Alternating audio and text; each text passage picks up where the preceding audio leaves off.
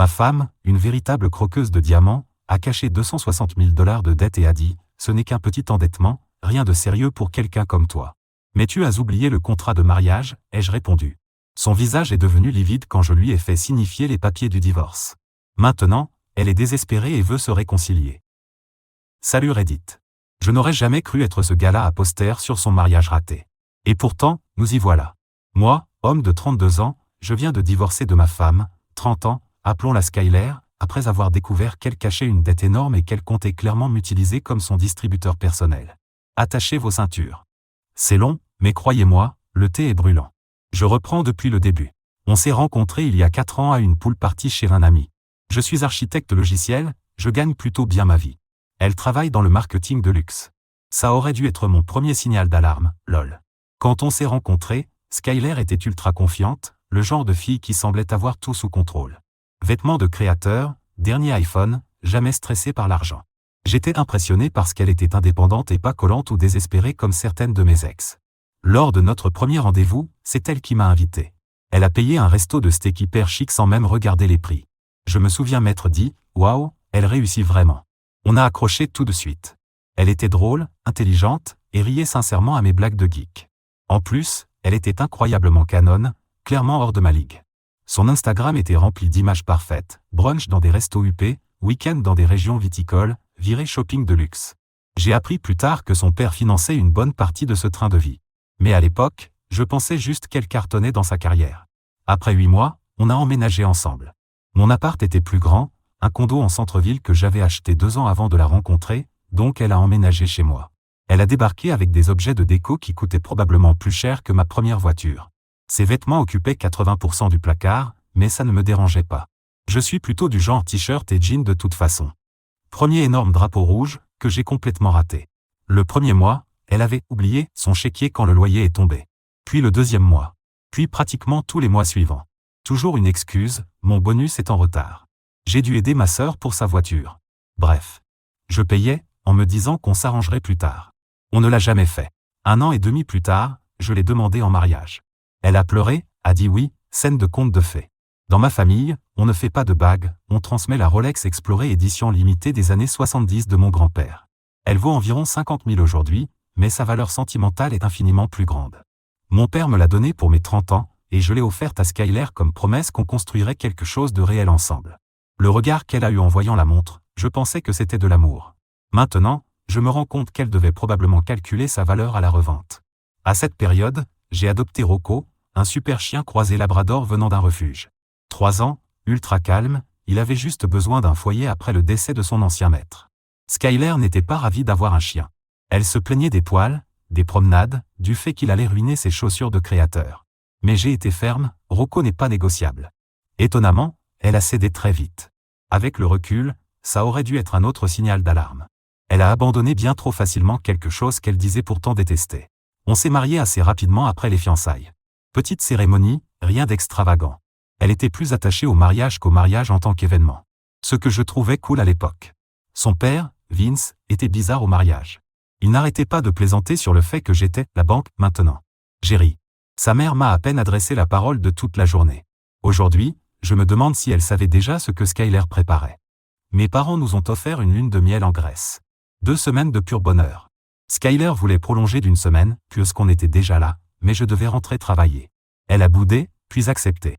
En rentrant, j'ai découvert qu'elle avait dépensé presque 12 000 $ sur sa carte de crédit pendant le voyage, souvenirs et expériences dont elle ne m'avait jamais parlé.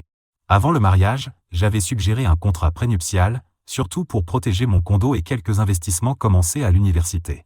Elle avait accepté immédiatement, ce qui m'avait semblé rassurant à l'époque. Maintenant, je suis convaincu qu'elle ne l'a même jamais lu. La première année de mariage s'est plutôt bien passée. Voyage, carrière en progression, peu de disputes, sauf à propos de Rocco.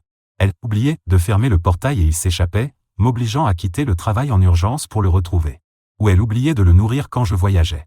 Rocco ne s'est jamais attaché à elle. Il quittait littéralement la pièce dès qu'elle entrait. Les chiens savent, mec. Elle a redécoré mon condo, que j'avais acheté avant de la connaître, et je l'ai laissé gérer, parce que je suis nul pour ça. Ce que je ne savais pas, c'est qu'elle essayait de faire ajouter son nom sur l'acte de propriété sans m'en parler. La société de gestion m'a appelé pour vérifier certains documents qu'elle avait soumis, et j'étais là. Quoi? Mais j'ai balayé ça comme un simple malentendu. Grosse erreur. Avance rapide jusqu'au mois dernier. Vendredi soir. Skyler était partie le matin même pour ce qu'elle appelait un séminaire de travail obligatoire pour le week-end. J'ai découvert plus tard que c'était en réalité un voyage entre filles à Vegas, entièrement payé avec une carte de crédit dont j'ignorais l'existence. J'étais tranquille avec Rocco, profitant du calme, quand j'ai réalisé que la date limite pour les impôts approchait et que je devais rassembler nos documents. Je suis allé dans le bureau pour fouiller le classeur. Skyler avait organisé les papiers quelques mois plus tôt, et je ne retrouvais plus rien. Après une heure à fouiller dans des dossiers soigneusement étiquetés comme inspiration maison, juste des découpages de magazines, ou projets futurs, brochures de vacances de luxe, toujours rien. C'est là que Rocco est entré, est allé droit au tiroir du bas du classeur et a commencé à gratter, comme s'il avait senti quelque chose. Je l'ai d'abord chassé, puis ma curiosité a pris le dessus. J'ai ouvert le tiroir du bas. Il était bourré de vieux magazines, de menus de livraison et de bazar divers.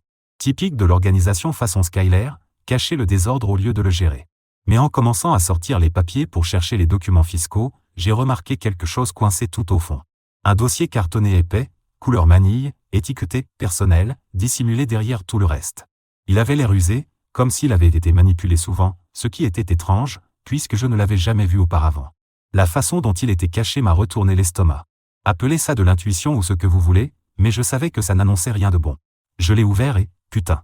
La première chose que j'ai vue, c'était un relevé de Chase Sapphire Reserve avec un solde de 32 489 $. Puis une American Express Platinum à 28 675 $, puis une carte Nordstrom à 16 320 $. Tout à son nom. Tout avec uniquement les paiements minimums effectués. Toutes affichant des dettes énormes. J'ai vidé tout le dossier sur mon bureau et j'ai passé l'heure suivante à trier ce qui s'est révélé être un véritable cauchemar financier. Relevé de cartes de crédit, contrat de prêt, avis de recouvrement, factures impayées, notification de découvert. On parle de 260 000 $ de dettes, réparties sur des dizaines de comptes. Carte de crédit plafonnée à 29% d'intérêt. Prêt personnel auprès de prêteurs en ligne douteux avec des frais qui devraient être illégaux. Une deuxième hypothèque sur un condo à Phoenix dont je n'avais jamais entendu parler. Les dépenses étaient délirantes. 4 000 $ chez Gucci. 2 800 $ dans un spa à Sedona. 7 300 $ chez Saks. 1 200 $ dans un endroit appelé Liquid Courage Bottle Service. Il y avait aussi des factures de shopping en ligne pour des vêtements qu'elle portait une fois pour Instagram, puis donnait, comprendre, revendait sur Poshmark et gardait l'argent. Certaines factures dataient d'avant même notre rencontre, comme si elle traînait cette dette depuis des années. D'autres dataient du mois dernier, comme ce voyage soi-disant économe pour voir mes parents, où elle m'avait juré qu'elle n'avait presque rien dépensé. Tout était en retard. Paiement minimum seulement, quand ils étaient faits. Des pénalités empilées sur d'autres pénalités. Certains comptes étaient déjà envoyés en recouvrement. J'avais l'impression que j'allais vomir. C'était ma femme. La personne que je pensais connaître mieux que quiconque. Et elle cachait toute une vie financière secrète. Mais ça empirait encore. Vers minuit, en continuant à tout examiner, je suis tombé sur un relevé Capital One pour une carte à mon nom. Sauf que je n'ai pas de carte Capital One. Jamais eu. Celle-ci affichait un solde de 22 000 $, avec 60 jours de retard. Puis un autre relevé de Citi à mon nom. Puis une carte Bank of America, également par à moi. Toutes plafonnées. Toutes en retard. En train de détruire le score de crédit que j'avais construit depuis la fac. Les relevés étaient envoyés à une boîte postale dont j'ignorais l'existence. Boîte postale 248, dans un bureau de poste à l'autre bout de la ville. Elle interceptait le courrier, ouvrait des relevés adressés à mon nom, faisait les paiements minimums depuis notre compte joint, et je n'avais absolument aucune idée de tout ça. Je n'ai pas dormi après cette découverte. J'ai passé la nuit à googler vol d'identité entre époux, régime de communauté des biens, et si la fraude matrimoniale était une vraie notion juridique. Je me suis rappelé qu'on vit dans un état en communauté de biens, ce qui signifie que je pouvais être légalement responsable de la moitié de sa dette, même si elle était à son nom. Plus je creusais, pire c'était. Rocco est resté collé à moi toute la nuit, la tête sur mes genoux, comme s'il savait que mon monde était en train de s'effondrer. Vers 3 heures du matin, j'ai trouvé une boîte de courrier dans son placard. Mon courrier. Ouvert, puis soigneusement refermé pour paraître intact. Des offres de cartes de crédit qu'elle avait remplies à mon nom. Des relevés d'investissement qu'elle surveillait. Même une lettre de ma grand-mère avec un chèque d'anniversaire de 100 $ qu'elle avait encaissé sans jamais m'en parler. Au matin, je tenais encore debout uniquement grâce au Red Bull et à l'adrénaline pure. J'ai pris tout ce que j'avais trouvé et j'ai créé une chronologie massive sur la table de la salle à manger. Impression, relevé, tableau Excel retraçant ses habitudes de dépenses, tout classé par date. Je voulais qu'elle voie exactement ce que j'avais découvert. Impossible de minimiser. Impossible d'expliquer. Rocco a été mon soutien émotionnel tout le week-end. À chaque nouvelle horreur financière, je le regardais et je lui disais « Tu te rends compte de ce bordel ?» Et il penchait la tête comme pour dire Je t'avais dit que c'était une croqueuse de diamants, mec. Les chiens savent. Toujours. Dimanche soir, j'ai entendu la clé dans la serrure. Rocco est passé instantanément du calme à l'alerte, se plaçant entre la porte et moi comme un garde du corps à poil. Quand Skyler est entrée, elle souriait, un petit sac de shopping à la main. Encore du shopping, évidemment. L'expression sur son visage quand elle a vu la table de la salle à manger, je ne l'oublierai jamais. D'abord le choc. Puis un calme étrange, comme si elle s'était préparée à ce moment. « C'est quoi tout ça ?» a-t-elle demandé, en posant son sac et en regardant autour d'elle comme si c'était moi le fautif. « Dis-le-moi » ai-je répondu, bras croisés, appuyé contre le mur. Rocco était juste à côté de moi, immobile, attentif. Elle s'est approchée de la table, a jeté un coup d'œil au papier, puis a soupiré de façon théâtrale, comme si je dramatisais une petite erreur. Elle s'est assise, a croisé les mains, et a prononcé les mots qui ont mis fin à notre mariage. Définitivement. Écoute, ce n'est que des dettes. Rien de grave. 260 000 $, ce n'est pas énorme pour quelqu'un comme toi. Quelqu'un comme moi. C'est quoi ce bordel? Qu'est-ce que ça veut dire? Ai-je demandé, essayant de rester calme alors que j'étais à deux doigts d'exploser. Mes mains tremblaient littéralement. Allez, chérie, a-t-elle dit avec ce petit sourire suffisant qui m'a donné la chair de poule. Elle a essayé de me prendre la main, mais je me suis retiré. Tu gagnes très bien ta vie. Ta famille a de l'argent. Tes investissements marchent super bien. On va juste régler ça ensemble. C'est ça, le mariage. C'est à ce moment-là que j'ai compris. Ce n'était pas une erreur. Ni de mauvaise décision financière. Ni une addiction au shopping. C'était le plan depuis le début. Elle m'avait ciblé, analysé mes finances, et décidé que j'étais la solution à son problème de dette. Elle ne m'avait pas épousé moi. Elle avait épousé mon score de crédit. Tu comptais un jour me parler de tout ça? Ai-je demandé. Elle a haussé les épaules. Un jour. Pourquoi stresser maintenant alors qu'on peut juste gérer ça? J'ai pointé le dernier contrôle de crédit, une demande de prêt datant de la semaine précédente, utilisant mon numéro de sécurité sociale, sans que je le sache. Et ça? Utiliser mes infos pour des demandes de crédit? C'est littéralement du vol d'identité, Skyler. Arrête d'être dramatique, a-t-elle levé les yeux au ciel. Ce n'est pas un inconnu qui utilise tes infos. C'est ta femme. Ce qui est à toi est à moi, non? Point final. Je lui ai demandé des explications sur les cartes à mon nom. Elle n'a même pas essayé de nier les avoir ouvertes. Tu gagnes 6 chiffres et tu dépenses à peine quoi que ce soit, a-t-elle dit, comme si ça justifiait une fraude. Et puis ce n'est pas comme si tu vérifiais ton score de crédit. Je gérais tout très bien. Gérais? Ai-je répondu. Ces cartes sont toutes au plafond et en retard de paiement. Point final. Bon, j'ai été très stressé ces derniers temps. Le travail est exigeant, et tu es toujours focalisé sur ce stupide chien. Rocco, qui était allongé dans un coin à observer la scène, a grogné en direction d'elle. La première fois que je l'entendais faire ça. Bon chien. Je lui ai ensuite demandé pour le condo à Phoenix. Il s'est avéré que c'était un bien d'investissement qu'elle avait acheté avec son père avant même que nous nous rencontrions, puis sur lequel elle avait contracté une deuxième hypothèque pour rembourser certaines de ses autres dettes. Le bien était maintenant sous l'eau. Il prévoyait de le revendre avec une plus-value, mais le marché s'était effondré dans ce secteur. Donc c'est quoi le plan, là? Ai-je demandé. On utilise une partie de tes actions tech pour rembourser les dettes à taux élevés, a-t-elle répondu comme si c'était l'évidence même. Ensuite, on fait un budget pour payer le reste sur les prochaines années. Mes actions tech d'avant le mariage? Celles qui sont précisément protégées par notre contrat de mariage? Point final. Son visage a changé. De quoi tu parles? Ce contrat ne couvre pas les actifs existants. Si. Littéralement. C'est même l'essentiel de ce qu'il couvre. Elle est devenue livide. Clairement, elle ne l'avait jamais lu. Elle avait probablement supposé que c'était un document standard protégeant seulement les revenus futurs ou quelque chose comme ça. Laisse-moi le voir, a-t-elle exigé. Tu l'as signé, lui ai-je rappelé. Tu devrais en avoir un exemplaire. Je l'ai égaré.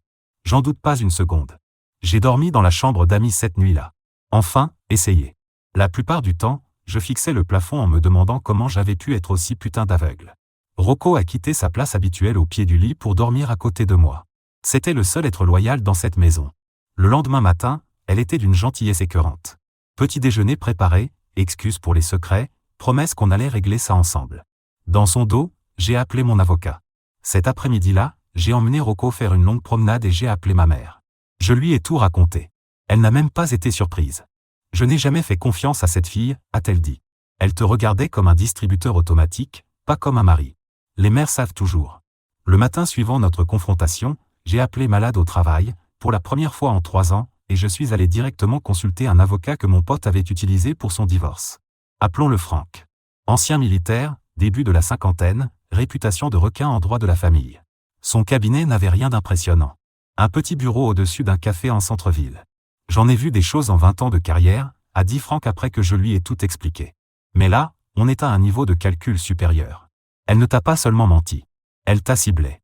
Il a confirmé ce que je redoutais. Comme nous vivons dans un état en communauté de biens, je pouvais être tenu responsable d'environ la moitié de la dette contractée pendant le mariage.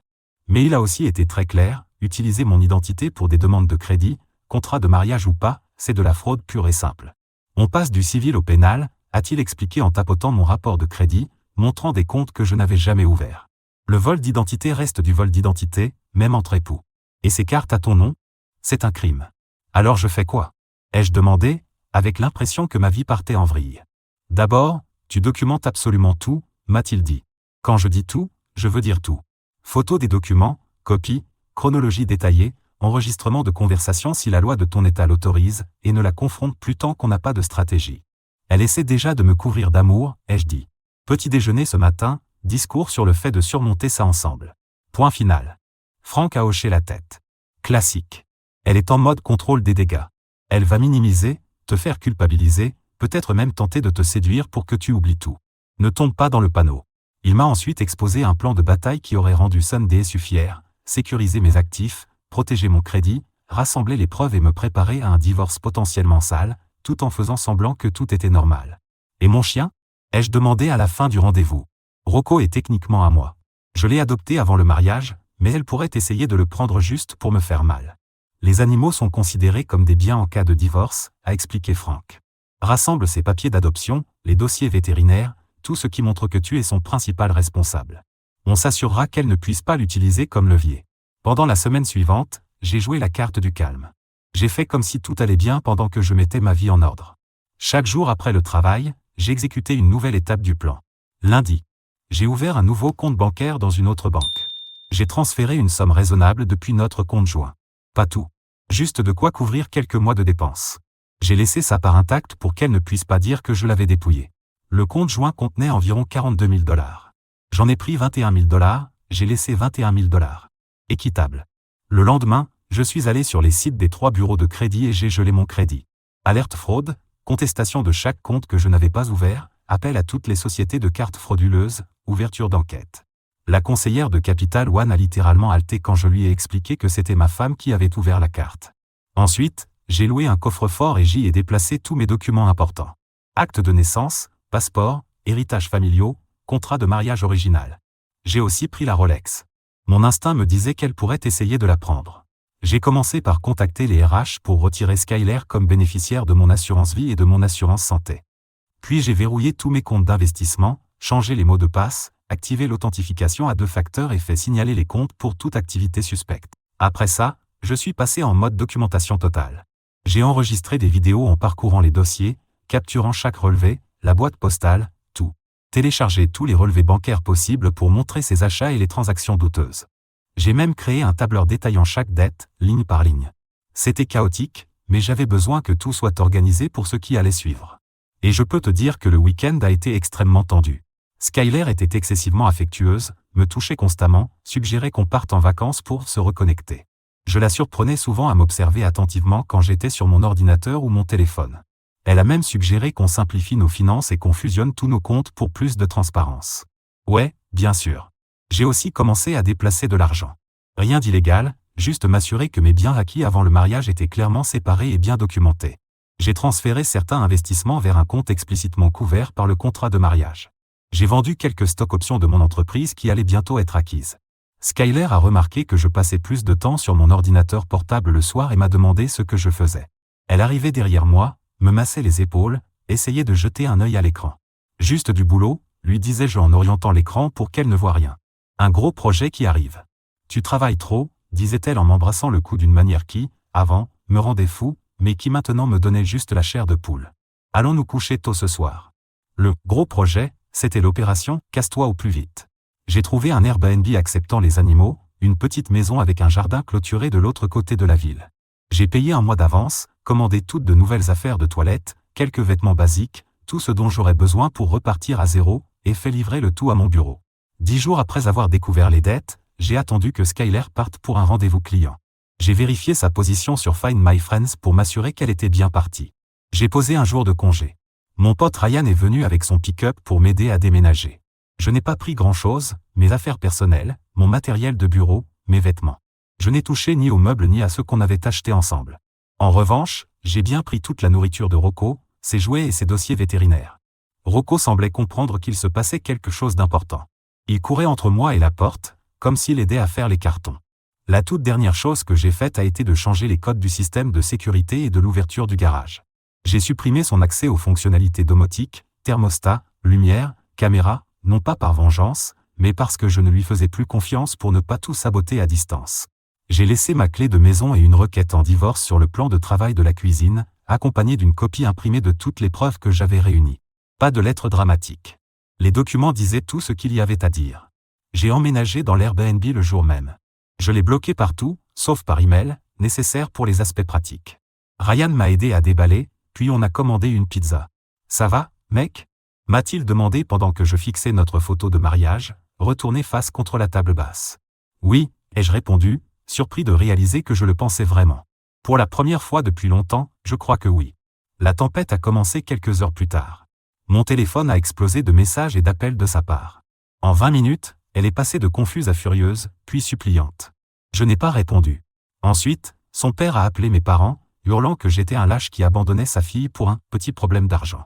Mon père, imperturbable, a simplement répondu, si 260 000 $ de dette cachée, c'est un petit problème d'argent, je n'ose pas imaginer ce que vous appelez une crise financière.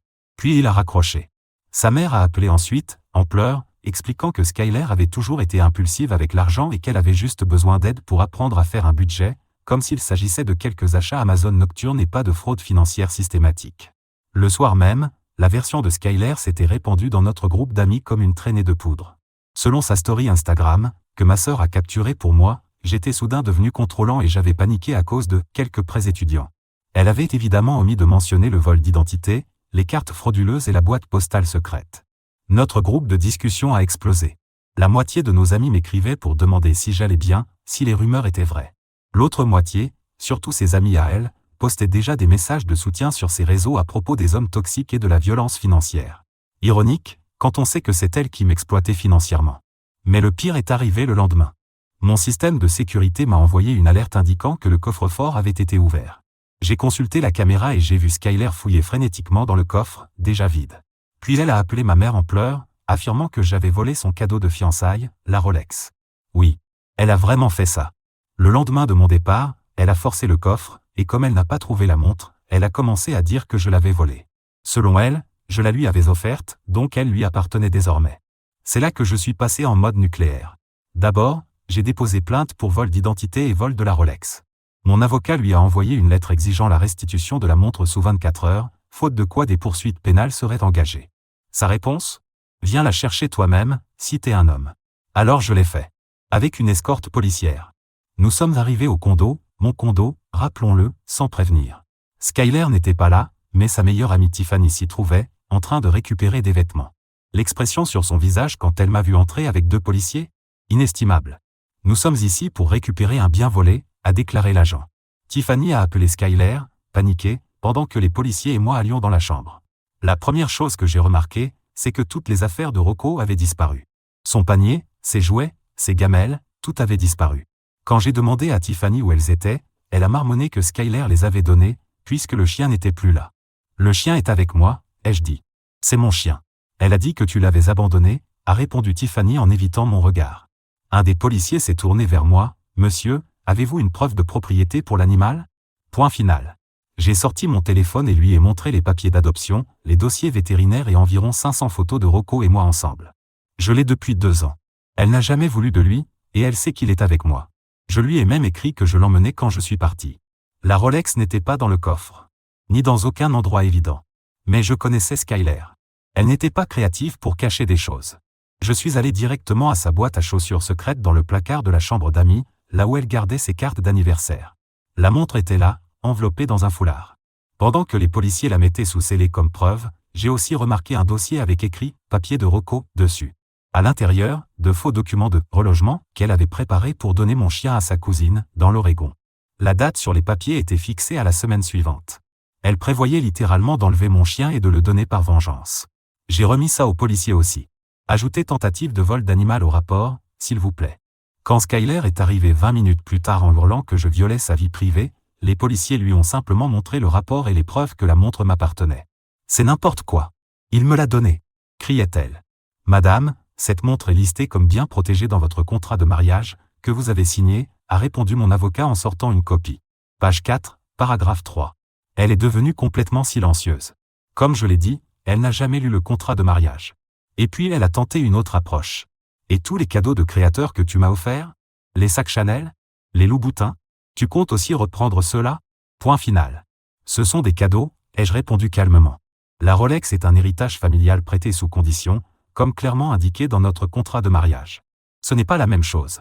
Et que dire de ces documents indiquant que vous aviez l'intention de retirer le chien du plaignant du domicile et de le transporter hors de l'État sans autorisation? A demandé le jeune policier en brandissant les papiers de relogement. Le visage de Skyler est passé de la rage à la panique en 0,5 secondes. Ça, ce sont juste, je voulais simplement l'aider à lui trouver un foyer, puisque Marc ne voulait clairement plus de lui. Point final. J'ai emmené Rocco avec moi quand je suis parti, ai-je dit. Tu le sais très bien. Ces documents sont datés de la semaine prochaine. Tu comptais le récupérer et l'envoyer dans l'Oregon. Je ne ferai jamais ça, a-t-elle bafouillé. Mais les policiers n'y croyaient clairement pas. C'est à ce moment-là que j'ai remarqué la voiture de son père qui se garait devant l'immeuble. Je me suis tourné vers les agents. On devrait y aller. Son père est là, et il ne fera qu'aggraver la situation. Alors que nous partions, Vince a essayé de bloquer la porte. Tu crois que tu peux juste abandonner ma fille? Après tout ce qu'elle a fait pour toi? Point final. Je l'ai regardé droit dans les yeux. Vous avez élevé une escroc, Vince. Soyez-en fier. Un des policiers s'est interposé. Monsieur, vous devez vous écarter. Vous savez qui je suis? A lancé Vince en bombant le torse. Je joue au golf avec le commissaire de police. Point final. L'agent plus âgé a soupiré. Monsieur, je me fiche que vous jouiez à twister nu avec le pape. Écartez-vous ou vous entravez une intervention policière. Je suis sorti avec la montre de mon grand-père sans me retourner. Dans la voiture de police, j'ai sorti mon téléphone et commandé un système de sécurité haut de gamme pour l'Airbnb, à installer dès le lendemain. Il était hors de question que je la laisse s'approcher à nouveau de Rocco ou de mes affaires. Le lendemain, ses créanciers ont commencé à m'appeler. D'une manière ou d'une autre, elle m'avait listé comme contact sur tous ses comptes, sans que je le sache. J'ai bloqué une vingtaine de numéros différents en l'espace de 3 heures. Au fur et à mesure que la procédure de divorce avançait, encore plus de choses sont sorties. Son job en marketing de luxe? Ouais. Elle avait été licenciée 6 mois plus tôt pour fraude sur note de frais. Elle faisait semblant d'aller travailler tous les jours, mais en réalité elle faisait du shopping, allait au spa ou traînait avec ses amis tout aussi au chômage. Ses parents couvraient certaines de ses dépenses, mais même eux ne connaissaient pas l'ampleur réelle de ses dettes. Quand Vince a découvert qu'elle avait falsifié sa signature pour la seconde hypothèque du condo de Phoenix, il est devenu fou. Il m'a appelé personnellement pour s'excuser, si tu peux le croire. Je ne savais pas qu'elle était comme ça, a-t-il dit, sincèrement choqué. On l'a trop gâtée, mais je n'aurais jamais imaginé qu'elle. Je suis désolé, mon garçon. Trop peu. Trop tard, Vince. Le pire a été de découvrir que Skyler préparait sa stratégie de sortie depuis des mois. J'ai trouvé des emails entre elle et un avocat de divorce douteux, datant d'avant même que je découvre les dettes, où ils discutaient de la meilleure façon de maximiser l'extraction financière à mon détriment. Elle recherchait les États avec les lois sur la pension alimentaire les plus favorables, prévoyait de me suggérer un déménagement, puis de demander le divorce une fois installée dans un endroit où elle pourrait me plumer jusqu'au dernier centime. Son plan B, si je découvrais les dettes avant le déménagement? Tomber enceinte. J'ai trouvé sur son ordinateur des recherches comme « Comment tomber enceinte sans que le mari le sache et peut-on contester un contrat de mariage si on est enceinte ?» Balle. Éviter. Pendant ce temps, Rocco et moi prenions nos marques dans notre Airbnb temporaire. L'endroit avait un immense jardin clôturé, et il vivait clairement sa meilleure vie de chien. J'ai commencé à l'emmener au travail avec moi. Mon entreprise est très dog-friendly, et il se contentait de dormir sous mon bureau pendant les réunions. L'assistante administrative a même commencé à garder des friandises dans son tiroir spécialement pour lui. On allait courir tous les matins, et au parc à chiens le week-end. Sans les plaintes constantes de Skyler sur ses poils ou ses pattes boueuses, on était tous les deux beaucoup plus heureux. Je n'avais jamais réalisé à quel point sa présence créait une tension permanente jusqu'à ce qu'elle disparaisse. Concernant le divorce, il a été finalisé la semaine dernière, en un temps record grâce aux preuves de fraude et au contrat de mariage béton. La juge n'a pas été impressionnée par la défense de Skyler, il devrait payer parce qu'il peut se le permettre. Madame, le mariage est un partenariat, pas un chèque en blanc, lui a-t-elle dit. J'aurais pu embrasser cette juge. À cause du vol d'identité, j'ai été dégagé de toute responsabilité concernant ses dettes. Skyler a tenté d'affirmer que j'avais accepté verbalement de rembourser ses prêts, mais sans preuve, ça n'a mené à rien. Son avocat, pas le type douteux des emails, celui-là réclamait une provision de 20 000 $ qu'elle ne pouvait pas payer, a essayé d'argumenter que j'avais abandonné le domicile conjugal et que je devais donc perdre mes droits sur l'équité. La juge a balayé ça immédiatement quand mon avocat a présenté les preuves que Skyler avait tenté d'ajouter son nom à l'acte de propriété sans que je le sache avant mon départ. Elle a aussi essayé de dire que j'étais émotionnellement absent et que je travaillais trop, tactique classique de diversion. Mon avocat a produit nos historiques de messages montrant que je prenais constamment des nouvelles, planifiais des soirées en amoureux, et étais présent, pendant qu'elle, soi-disant au travail tard, faisait du shopping après avoir été licenciée. Dernière tentative désespérée, elle a affirmé que Rocco était son animal de soutien émotionnel et qu'elle en avait besoin pour gérer l'anxiété liée au divorce. Elle avait même une lettre de son thérapeute. Mon avocat a démoli ça avec les dossiers vétérinaires montrant que j'étais celui qui l'avait adopté, payé tous ses soins et l'avait emmené à chaque rendez-vous. Et, bonus, nous avions la preuve qu'elle prévoyait de s'en débarrasser, ce qui ne correspond pas vraiment à un animal de soutien émotionnel. Au final, la juge m'a accordé $1 symbolique. La pleine propriété de mon condo. Tous mes biens acquis avant le mariage. Tous mes investissements. Mes comptes retraite, qu'elle convoitait. Une ordonnance restrictive lui interdisant de s'approcher à moins de 150 mètres de moi, de mon domicile, de mon lieu de travail ou de Rocco. Skyler a obtenu, ses effets personnels, moins la Rolex, sa voiture, de toute façon en leasing à son nom, l'intégralité de ses dettes, chaque centime, et une obligation judiciaire de suivre une thérapie financière.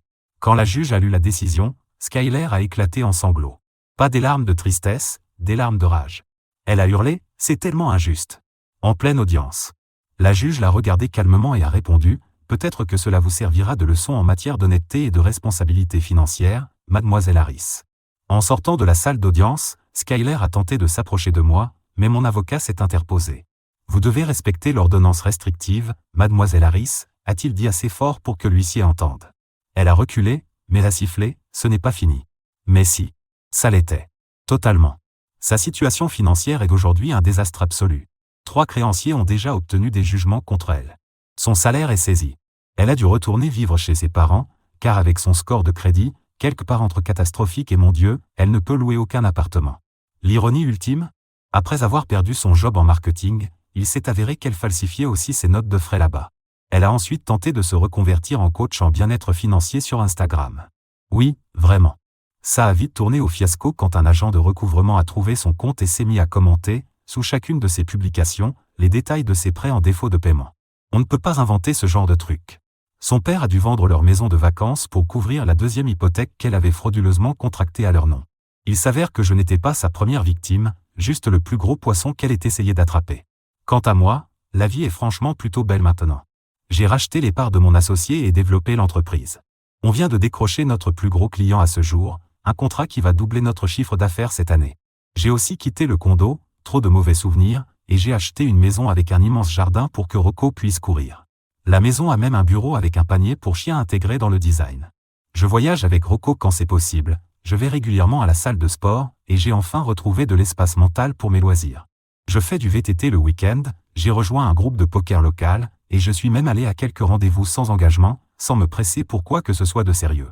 Rocco s'épanouit complètement. Il a pris 5 bons kilos de muscles grâce à nos courses et randonnées.